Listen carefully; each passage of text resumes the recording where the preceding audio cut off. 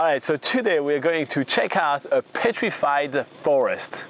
What the hell is it? I don't know. But you'll figure it out by watching today's episode.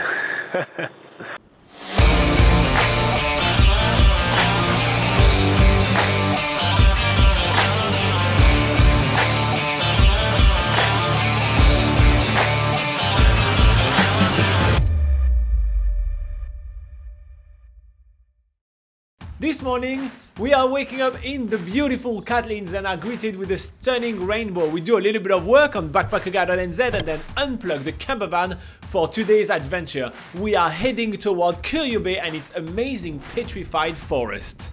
This petrified forest is actually a fossilized forest, and it's the most extensive and least disturbed example of Jurassic fossil forest in the whole world. It stretches over 20 kilometers along the coast, but the best spot to experience it is right here on Curio Bay. Already from the viewing platform, we can see all these lines in the rocks below, which look like tree trunks that have fallen down. So we quickly make our way down the steps to go check out this fossilized forest a little bit closer. We can clearly see all these distinct lines which are from tree trunks which have been fossilized. And then there's all these little stumps in the rocks as well, which are tree stumps. We're actually really surprised at the amount of details we can see. We never thought that a petrified forest would be that intricate.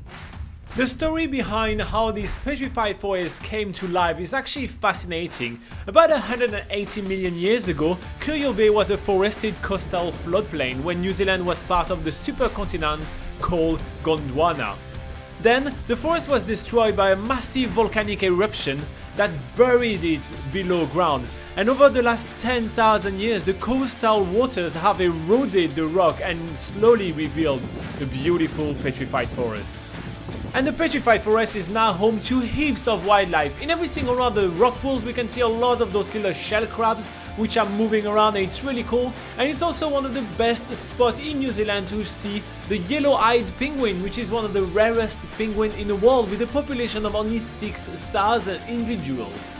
To see the yellow-eyed penguins, it is best to come to Curio Bay in the early mornings or in the evening, so we are not really lucky and do not see any of them. But a quick word of warning, the yellow-eyed penguins are genuinely a very endangered species, so if you happen to see one, make sure to keep your respectable distance. Count at least 15 meters between you and the penguins so not to disturb them too much. There's obviously a lot more to do in the Catlins, so we are heading back on the road, going pretty much next door to Curio Bay to a place called Porpoise Bay. See, we've seen a yellow-eyed penguin right here. Look at that. Look at that, he's in the wild. We are super happy to find that there is a little shop here selling ice cream, which is sort of mandatory when you go to the beach. We pick ourselves an ice cream and we head over to the beach just to have a nice relaxing day, sat on the sand and watching the waves roll in. Porpoise Bay is actually really famous for surfing, but it's also famous for its abundance of Hector dolphins. But again, we are not being very lucky with our wildlife fixes today, but we can't really be that ungrateful because yesterday we did get an amazing view of sea lions, so check out that video from yesterday. My favorite part of Porpoise Bay are the cliff atop. It is absolutely amazing the extent of the view that we get when we are actually taking the 10-minute stroll up the cliff to check out the waves bashing and forming the rugged New Zealand coastline. Despite the very intense wind today, Laura and I are braving the elements to film those amazing waves. It is so much fun. I really enjoy the spectacle of nature right before our eyes. I will spend hours just watching the waves bashing the rock. It's so cool. All this is Curio Bay. Back on the road, we are heading to probably the most quirkiest place in the Catlins. So believe it or not, New Zealand has its own version of Niagara Falls, and that's where we are right now. It is one of the world's smallest waterfall.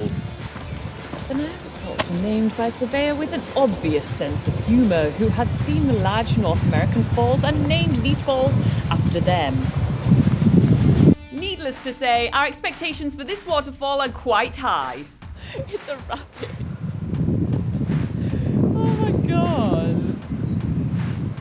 Niagara Falls. so there you have it, Niagara Falls in all its glory. So I am currently standing in front of one of the world's smallest waterfall, the Niagara Falls New Zealand version. This is not even a waterfall, this is like a rapid. I don't really know how high does a waterfall have to be a waterfall? Because this is not a waterfall.